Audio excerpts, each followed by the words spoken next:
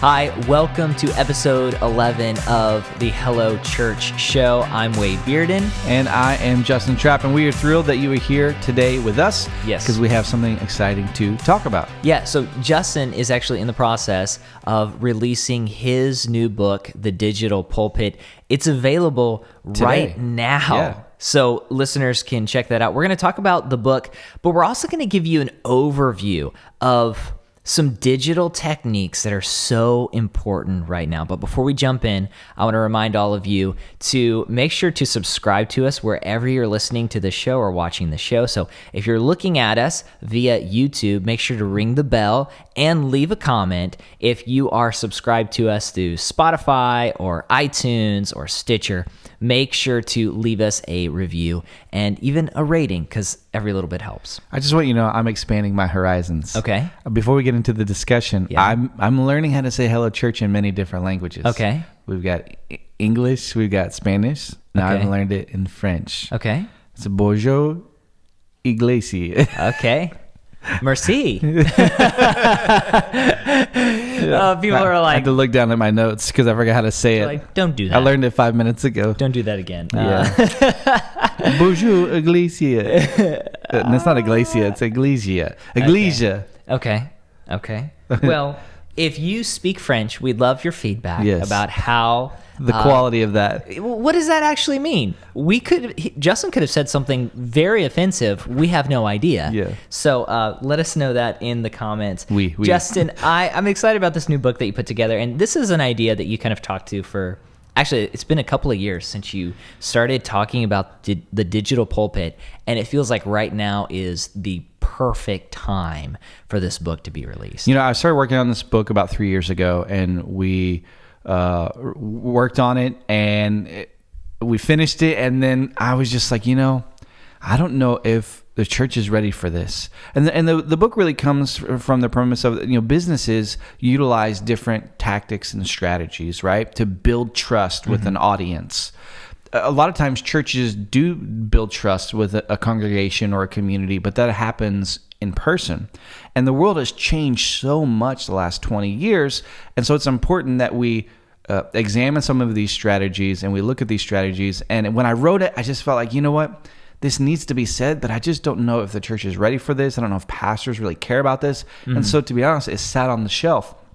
And then 2020 hits, and it literally rips off any sort of comfort level anyone had in the world.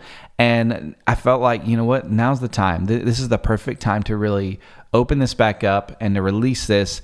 And because I believe churches are ready for this, I believe pastors are looking for some of the things we talk about in the book. So I'm really excited for you guys to read it. We do have it available on PDF, Kindle, and as well as an audiobook. So I'd love to hear your comments, hear feedback from you. Is your church already implementing some of these things in the book? We would love to know. So we do want to announce the book, but we also want to bring down some of the principles so that hopefully, even after listening to this podcast, you'll want to, of course, read the book or listen to it via audiobook, but you also have some takeaways just from hearing our conversation. So you mentioned in the book, and I think one of the best chapters for me is you briefly scan the history of pulpit communication.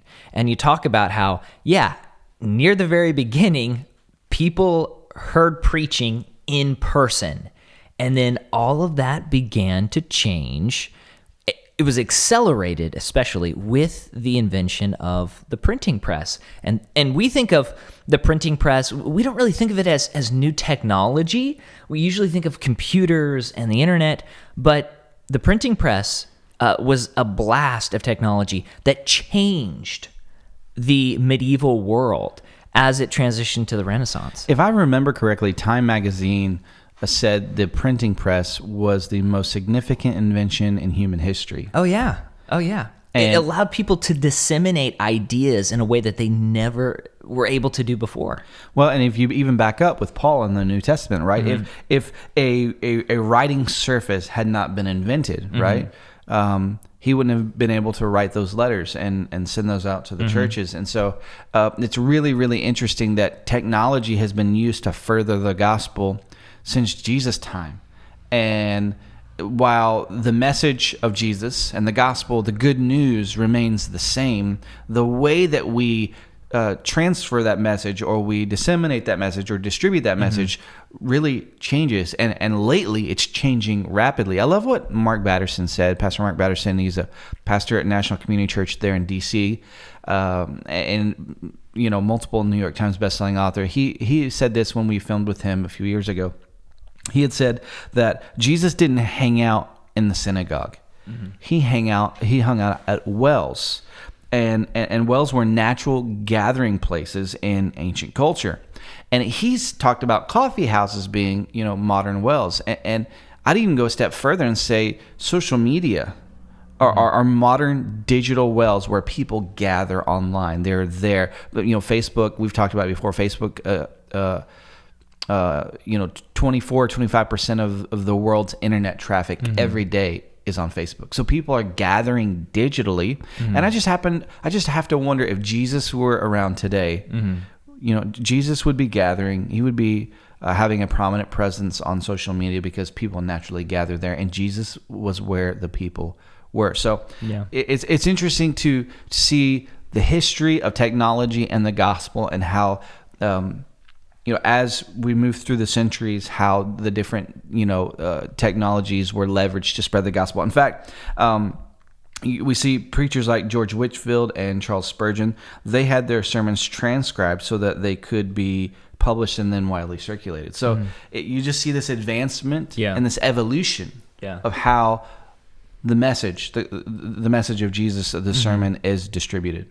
Yeah, and Jesus, we hear about times where he, like you said, he didn't just go to the synagogues. He did go to the synagogues, but then he would meet individuals where they were, because faith is not confined to a particular day. And I have been a little more pessimistic about social media as of late, but just recently in the last year, it's shown me how it can help get people connected, even when we're not physically able to be around each other. And I think pastors have to see it not as the only way to disciple people, but as a way to reinforce what's happening on a Sunday morning. And I like how you talk about that in your book. You talk about the different ways that you can take your message and repurpose it. And we've mentioned this on the podcast before. And what it does is it says, hey, you learned about this. We talked about this.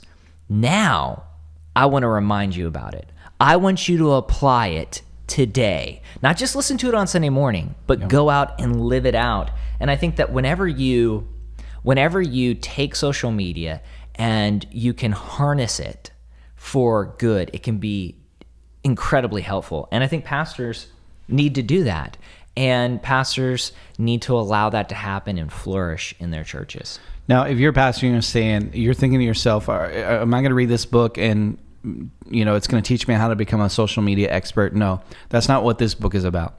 This book is really about showcasing how you can leverage your hard-earned work. We've talked about it before. Pastors spend over 10 hours every week on average preparing their sermon, and that's a lot of work. That's a lot of content, and you can take that content and put it into a digital pulpit form, meaning on Facebook, on Instagram. We've talked about those things in another podcast, so I won't rehash that. But I love, you're a film critic, and so you obviously you love this movie, right? It's one of your favorite movies, The Greatest Showman. Oh yeah. No, I when it came out, so many people, including you, were like, "Oh, I've seen it 2-3 times in theaters."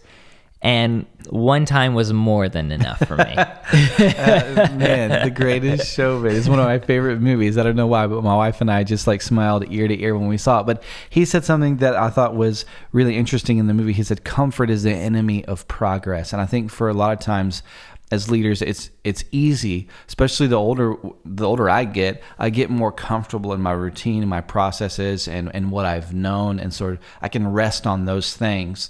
And as our world changes rapidly, it's important that we as pastors, as leaders in our community and for our congregation, that we are open to these new ideas and embracing these ideas so that we can spread the message of Jesus in places where people are already gathering. So that's what the Digital Pulpit aims to do is to show you how to do that in very practical yet meaningful ways. And this doesn't mean, again, you don't have to be some social media influencer or anything like that. A lot of these things that we talk about in the book, you can apply literally next week and very easily, whether it's you doing it yourself or through a volunteer, maybe someone on your staff.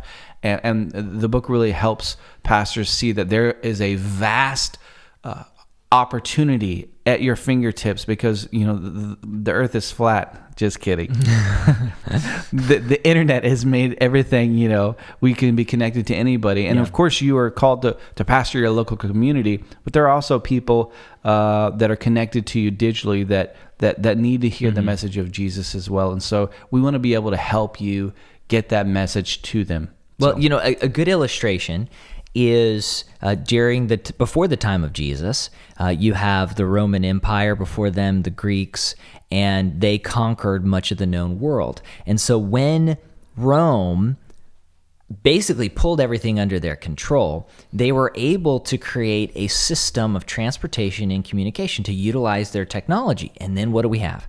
We have the Pax Romana, which is this time of peace in most of the known world, and everything is under Rome.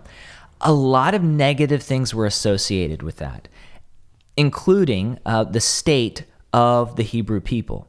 At the same time, this connection between all these different places under Roman rule allowed the apostles to spread the word of Jesus in ways they never would have done if it would have been made up of a number of city-states or even countries.